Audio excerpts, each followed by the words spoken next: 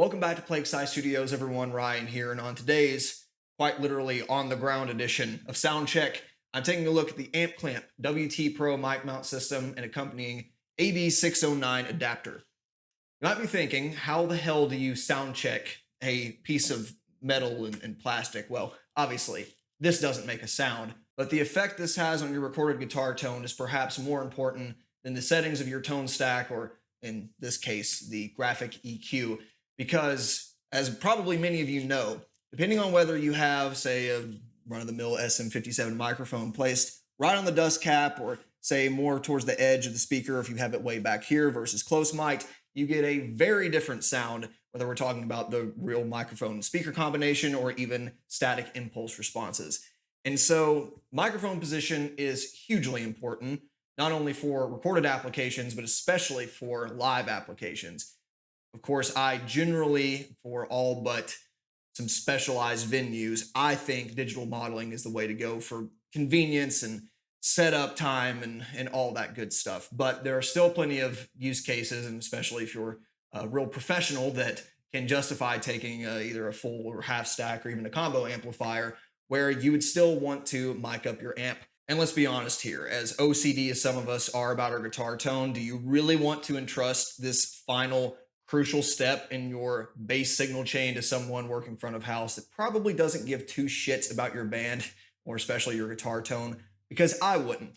And more applicable to me is that I record demos on YouTube, whether it be for amplifiers or pedals or what have you. And every now and then for my own personal projects, I would like to have some moving air behind my guitar tone. I generally default to impulse responses or other cabinet emulations because it's kind of 80 for 20. I would say 99 for 1, actually, where, you just plug a DI in and you're done. You don't have to worry about all this stuff. You don't have to worry about recording volume and having a good preamp, anything like that. And so 95 times out of 100, I'm more than satisfied with that. But whether it be for a pedal or amplifier demonstration, or especially like the tone match style series I do around here, I'd like to have a real cabinet in the mix, especially if I have the right speaker model. But more often than not, it is just a royal pain in the ass, not only in the setup and teardown stage, because you got, cables running everywhere and multiple stands, and they're big and bulky, and getting those cheap bastards even stay in the same position is a fight in and of itself. But if you stumble over something or, hit it with your knee, then you've lost that 10 minutes of tweaking by ear to find that right position. You got to do it all over again.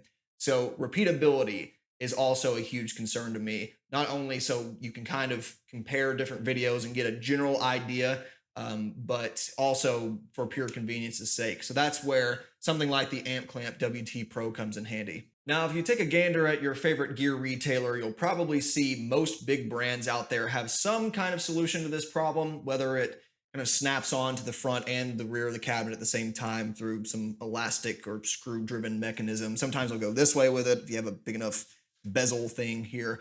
But there's a few reasons I ended up going with this solution, and this is certainly not perfect, and it's not going to work for everyone. But for the kind of stuff that I valued, what I want this to do, I think this is probably the quickest, easiest, and extremely affordable solution to this. So if I'm recording a horizontal 212 or especially a 1x12, I'll probably just grab something like this. It's adequate, it's weighted on the bottom, it's not going anywhere, and I can reach pretty much all the positions I'd want to, minus maybe on like one of my larger microphones. But with a little bit of movement, maybe stacking something on top of one another, this usually works. It's the 4x12s that always cause the problems, because most of the time we want to mic up one of these speakers. Of course, you can do the bottom row, but this is kind of the traditional spot for it.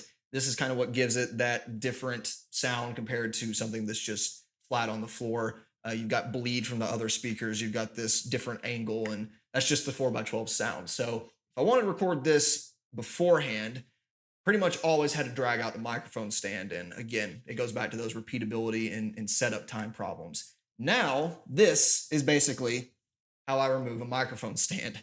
That's pretty sweet, if I do say so myself. Now, I certainly don't love the idea of having to permanently modify any of my gear just to accommodate some different recording setups. And Yeah, for this system, you have to shoot 4 screws in the side of your cabinet. Did make me grit my teeth, don't get me wrong, but ultimately, I'm never getting rid of this thing, and I'd rather put it to work and than just have it sitting pretty in a corner for its whole life. But if you have something that's particularly vintage or high value and you want to keep it in its baseline condition for sale later, then don't do this, would be my recommendation. But the benefits outweigh that little gripe I have 10 to 1, because as I showed earlier, this is literally how quick it is to remove whatever microphone you're using. And it ain't too bad ugly when it's actually sitting there. Now, this does limit you in some capacity, because if you had another one of those aforementioned solutions, you've got some vertical space to play with, perhaps even a little bit more in terms of distance. But for me, I don't need that many options, quite frankly. Number one, the differences between those positions are often, within margin of error. You can kind of correct for them later. Number two, I kind of like being limited in this way. It makes me find the best positions that I can actually work with. And once you find it, you can pretty much just leave it there. And that's, again, something that I really value. Now, I don't recall the manual explicitly warning against doing this, but I personally wouldn't keep 2 microphones on the same mount at all times. Just, out of an abundance of caution against the mounting system there. I'll probably do it a few times in this video just to speed things along, but generally I won't do that. And worst case scenario, you're within a few seconds of popping this one out, sliding another one back into the groove, and you're ready to go. And that's pretty much exactly what I did. Might mount the other bracket on another cab just to have it there. But even if I don't, this is still like a 5-second changeover time, and I'm down with that. And you can buy 2 of these for the cost of a lot of the competitors out there, unless you need one of these mounts, which is another $12 or so. Either way, for the grand total of like $70-ish, this is going to save me so many frustrating minutes going forward that it's worth every penny. And I think with how I've mounted it personally, I've kind of gone a little below center of the dust cap. That way, an SM57, I can kind of get around that edge, or not quite a 45, but a little bit of an angle pointing towards the dust cap. And then on a larger mic like this, or a condenser style microphone, kind of have above the center or right at it if I want it. So to me, this is more than modular enough. And more importantly, when I don't want it to be modular, it's really repeatable.